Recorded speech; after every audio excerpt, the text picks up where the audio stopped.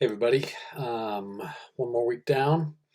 So yeah, I have three purposes in this video. So commenting on references, outline, and then talking about what an abstract is supposed to be. So let's jump to it. So I thought, well, firstly, I thought the instructions weren't entirely clear. There were a number of people, and it seemed like last time I taught this, the same thing happened where there were a number of people who weren't clear that the second references was supposed to be new ones. Um, so I thought this is Taylor, who very added the next five to the first ones.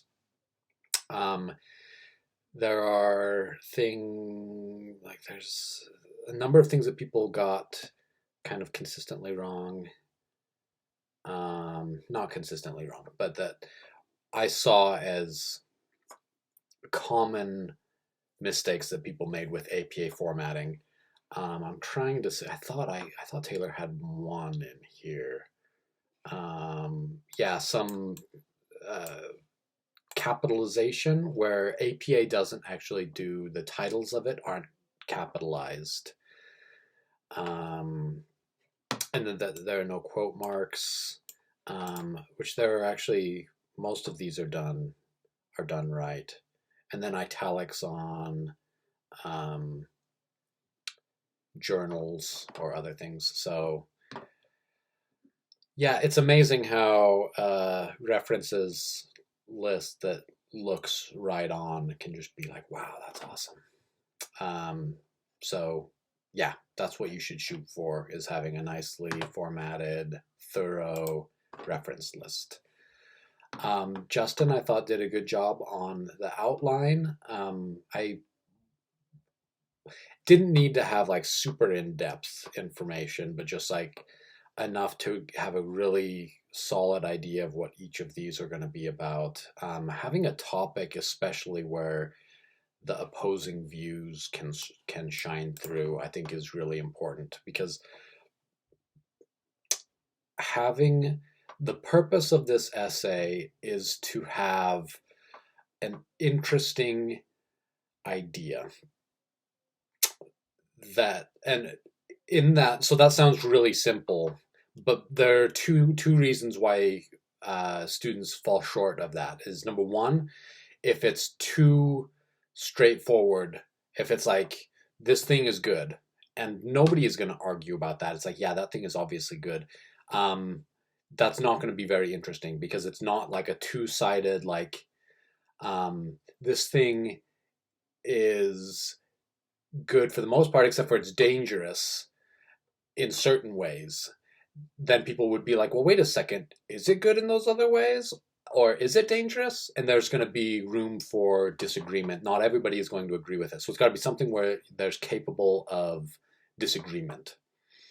Um, Also, with it having it be like nuanced, specific enough that you're adding something new to the field.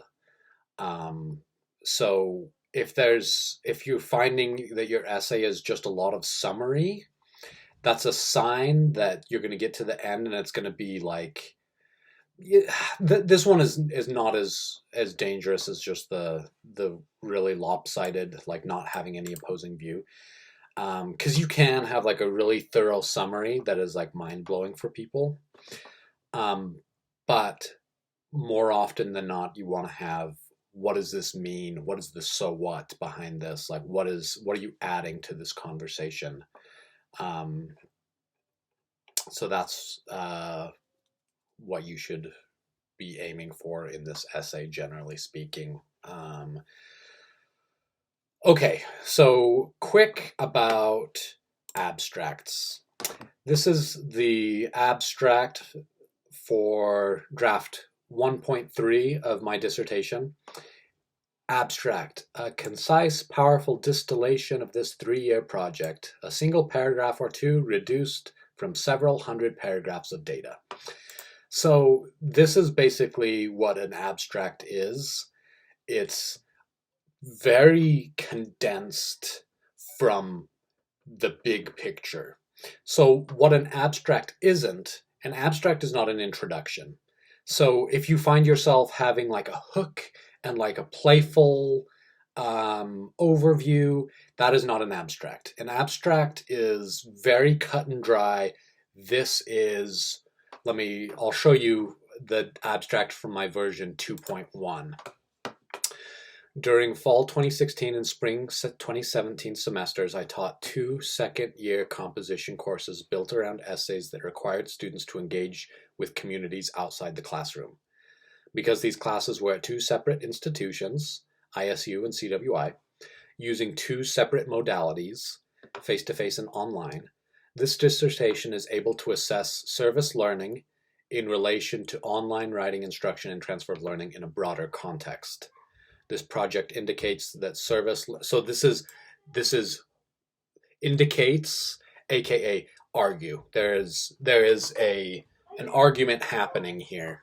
So service learning projects in online settings can succeed without the teacher. So it's a soft argument. It's not, I didn't say argues because that makes it sound like there is a cut and dry, this is what we found for sure. But it's like, it's pointed in this direction. It's arguing this, but not definitively. Is kind of what that's getting across. Service learning projects can succeed without the teacher acting as moderator between students and community partner. Additionally, class design features that enhance transfer of learning can be successfully adopted in face-to-face, online, and community college courses that use service learning. So here's the context. Here's what's going on. Here's my argument. No surprises. So if you find I think I've noticed this a lot in myself and in my students, that it's like, I don't want to give it away. Like, this whole essay is built around like a finding and it's supposed to be interesting, but I don't want to give it away. But that's not what this is about. The abstract gives away exactly what you're going for. So this project concludes these 2 main things. End of story. Yeah, it kind of gives it away, but it's like, for someone who is just wanting to like, I'm not really that interested in this, I just want to get a basic idea, that's what the abstract is. Like, they will give you 1 paragraph and that is all they're giving you. So you need to distill it. Your however many paragraphs of data, you need to distill that into a single paragraph. Maybe 2. Nah, probably you could shoot for 1. Shoot for 1. So this is 5 years boiled down into 1 paragraph. I desperately wanted to add more and did not. So hopefully that gives you a clearer idea of what an abstract is supposed to be all about and what other assignments are supposed to be. You're plugging along. This draft is coming quick. So